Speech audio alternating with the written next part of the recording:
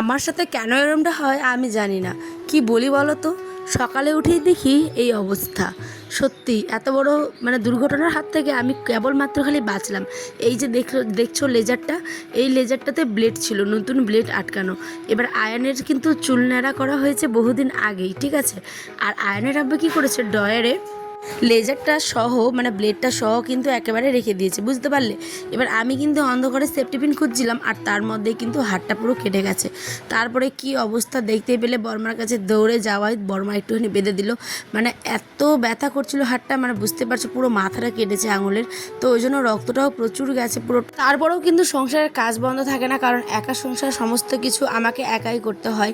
তারপরে কিন্তু আমরা চলে গেছিলাম, রান্নাবান্না করেছি, কিন্তু মাঝখানে আর ভিডিও করার মতো মানসিকতা আমার আর হয়ে ওঠেনি, বুঝতে পারলে। এত কষ্ট হচ্ছিল হাতটা নিয়ে। তারপরে চলে গেছিলাম আয়নের আবার দোকানে। এখন তো শুনছি লক্ষ্মীর ভাণ্ডার ডিভিডি লিঙ্ক করতে হচ্ছে, সেই কারণে আমি গেছিলাম ডিভিডি লিঙ্ক করতে আমাদের পাশের মার্কেটে, যেখানে আয়নের আব্বার দোকান আছে সেখানেই কিন্তু, ঠিক আছে। আয়নের আব্বাই করেছিল। তারপরে ওটা আর তোমাদের শেয়ার করিনি, করা হয়নি, বিশেষ করে লোক ছিল, অনেক ভিড় ছিল, কাজটা করেই বাড়ি চলে এসেছি। আর এটা ব্লগ হচ্ছে বৃহস্পতিবারের। তো সকালবেলাতে যেহেতু গেছিলাম, এখন বাজে 12:30, তো এসে নিয়ে আয়নেরকেও একটু দুপুরে খাইয়ে দিয়েছিলাম হচ্ছে পরোটা তরকারি, আর আমিও খেয়ে কিছুক্ষণ শুয়ে রেস্ট নিয়ে তারপরে এডিট করলাম। তারপরে সারাদিনে আর কোনো কিছু শেয়ার করা হয়নি। সন্ধ্যাবেলা দেখো, হাটবারের দিন যেহেতু আয়নের আবার নিয়ে এসেছে নতুন নেট সেলাই করে, আর এইদিকে নিয়ে এসেছে আবার এটা পরে খোলা হবে। এখন বাজে 6:30। আর যে বাপ ছেলে মিলে যাচ্ছে এখন স্নান করতে। ওই চুপ, এখন ওরা স্নানে যাচ্ছে। হাটের দিনই আর কি এমন অঘটন, জানো যে রাত্রে তো মাছ টাছ আনবেই। তো আমার যেহেতু হাতের এমন অবস্থা, আয়নের আবাকে আমি বলে দিয়েছিলাম যাতে তুমি মাছ আনলে কাটা মাছ আনবে, কারণ আমি বাঁচতে পারবো না।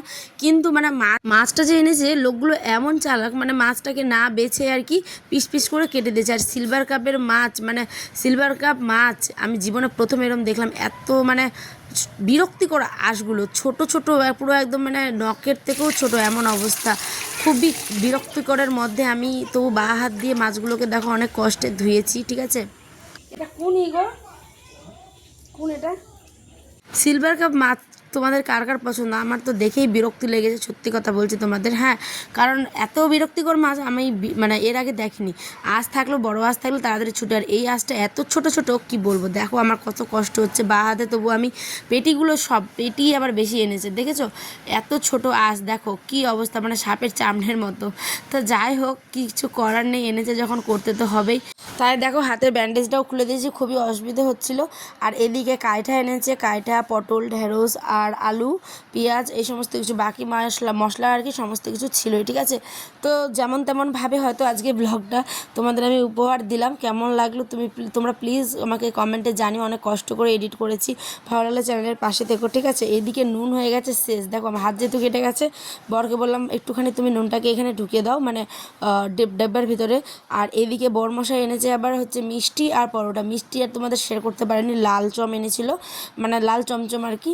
তো ওইটা আয়ন খেয়ে নিয়েছে, ওর বাবাও খেয়েছে, আমাকে দিচ্ছিল, বাট আমি খাইনি। আমাকে আয়ন বলছে যে একটুখানি আমি বললাম একবার খেয়েছি, মুখে দিয়েছি, কারণ সকালে যে পরোটা এনেছিল দিয়েছিলে, ওইটা কিন্তু আমি আর আমার ছেলে খেয়েছিলাম।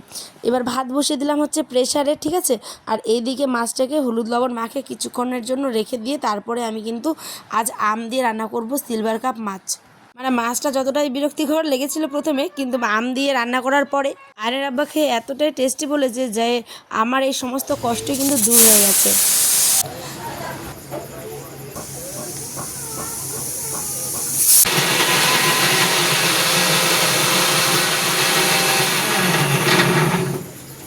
মালদার আম দিয়ে করলাম হচ্ছে গিয়ে মাছ রান্না, ফজলি আম মা দিয়েছিল, দেখেছিলে আমার ব্লগগুলোতে। তোমরা যারা দেখোনি চাইলে কিন্তু অবশ্যই দেখতে পারো, খুব সুন্দর হয়েছিল ভিডিওগুলো, ঠিক আছে।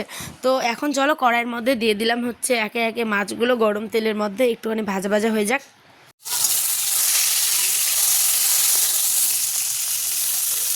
তারপরে মাছগুলো তুলে নিয়েছি। এখন দিচ্ছি হচ্ছে পেঁয়াজ রসুন লঙ্কা বাটা আর একসাথে হলুদ লবণ। মশলা কষাতে কষাতেই কিন্তু আমি এবার আমগুলোকেও দিয়ে দেবো। দেখো শর্ট ভিডিও দিয়েছি একটা, তোমরা চাইলে কিন্তু দেখতেই পারো, খুব ভালো একটা শর্ট ভিডিও, কাঁচা আম দিয়ে মাছ রান্না। ওটা একটা অন্য ভিডিও, ঠিক আছে, খুব সুন্দর হয়েছে কিন্তু। আর এই দিকে দিয়ে দিলাম তারপরে মাছটাকে আমের সাথে কিছুক্ষণ কষিয়ে রান্না করে নিয়েছি, সামান্য একটুখানি দিয়ে দিলাম এবার ঝোল। তোমরা কারা কারা আম দিয়ে মাছ খেতে পছন্দ করো অবশ্যই কিন্তু আমাকে জানিও, তোমাদের প্রতিটা কমেন্ট পড়তে আমার খুব ভালো লাগে জানো।